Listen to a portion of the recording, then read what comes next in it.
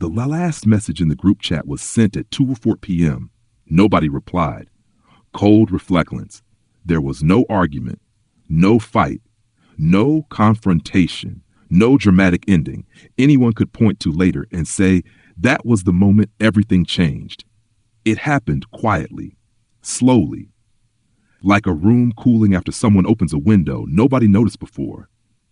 The invitations stopped first, then the replies became shorter, then delayed, then polite, then absent. She saw a photo online one night, a birthday dinner, the same restaurant they had gone to for 7 years, the same corner table, the same wine glasses they used to order every time. Everyone was there, except her. She was still wearing her coat when she saw it.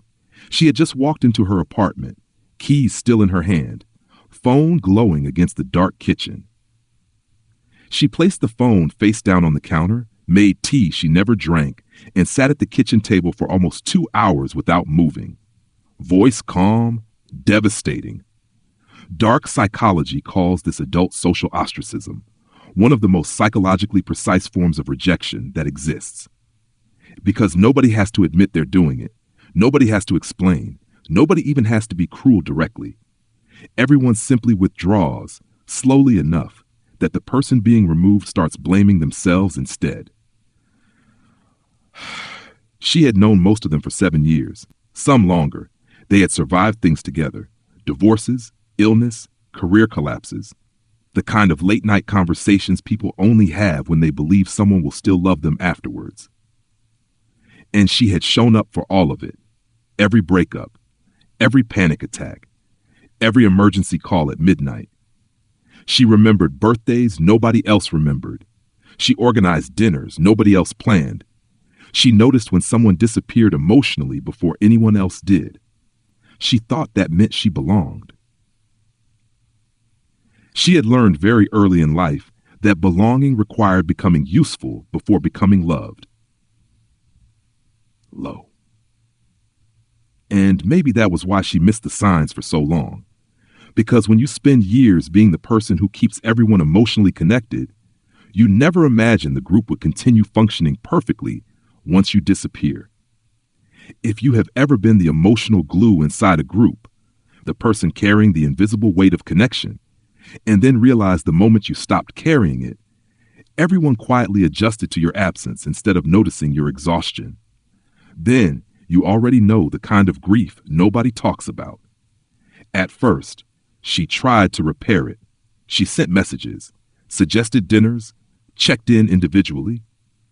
The replies came back polite but empty. Soon. We should definitely plan something. Sorry, life's been crazy. Nothing ever happened after that. Then came the birthday dinner, the one she was invited to 3 months after the silence started.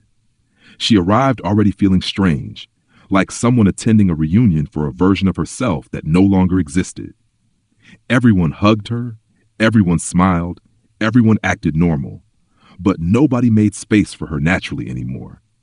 Conversations continued without turning toward her. Plans were referenced she had never heard about. Inside jokes now had missing chapters. Not excluded, worse, tolerated. Voice calm. The mechanics of adult social ostracism are terrifyingly simple. Nobody coordinates it openly. Nobody sends a message saying, let's stop including her. Every person simply makes one small decision. Not this time, not this dinner, not this trip, not this conversation. And eventually, absence becomes structure. The hardest part was this. She could not identify what she had done wrong. So naturally, she assumed there had to be something. Maybe she had changed too much. Maybe she talked differently now. Maybe she became harder to relate to. Maybe ending her relationship had shifted something. Maybe quitting drinking made the group uncomfortable. Maybe healing made her less familiar. And that was the truth she eventually had to face. She had changed, not cruelly, not dramatically. She had simply become more herself. And groups built around old versions of people often experience growth as betrayal. Dark psychology explains this through group homeostasis. Every group creates an emotional equilibrium, Everyone unconsciously plays a role: the caretaker, the funny one, the unstable one, the successful one, the quiet one. And when one person changes enough to disrupt the balance, the group has two choices: adapt or restore the old balance by removing the person changing. They chose restoration, still smiling every time they saw her face to face. The understanding arrived slowly, then all at once. It was a Wednesday afternoon. She was sitting on the floor of her friend's living room, back against the sofa, holding a mug that had already gone cold. And halfway through explaining everything, she heard herself say, "I don't know what I did wrong."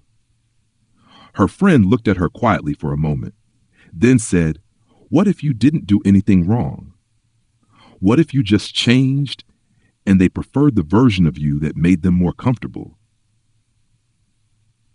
That sentence changed everything, not because it felt good, because it was the first explanation that did not require her to hate herself. For 8 months, she had been searching for the mistake, replaying conversations, rereading messages, auditing her personality like evidence at a crime scene. But there was no crime, only evolution. That was the moment everything shifted, not externally, internally. She stopped trying to re-enter rooms that had quietly closed behind her, stopped shrinking herself into old emotional shapes just to regain access to people who only felt comfortable with smaller versions of her. And slowly, she began building a life that no longer depended on forced belonging.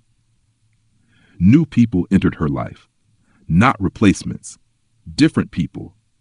People who met her as she actually was now, not who she used to perform as.